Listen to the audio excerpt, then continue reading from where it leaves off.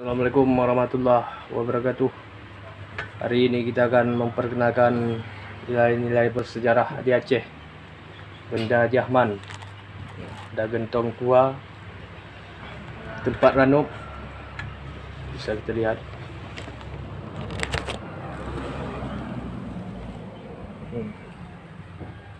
Ini asli Jahman.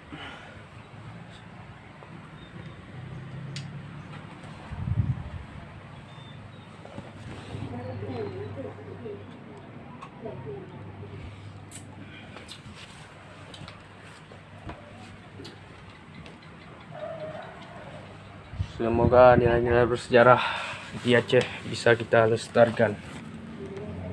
Barang ini berada di Aceh Utara, masih terawat dan terjaga.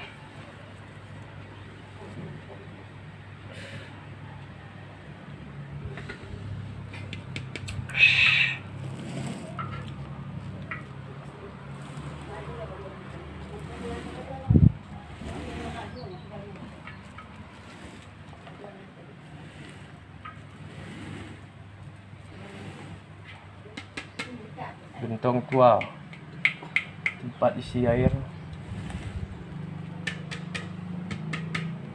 Ini sangat tua, masa Jahman.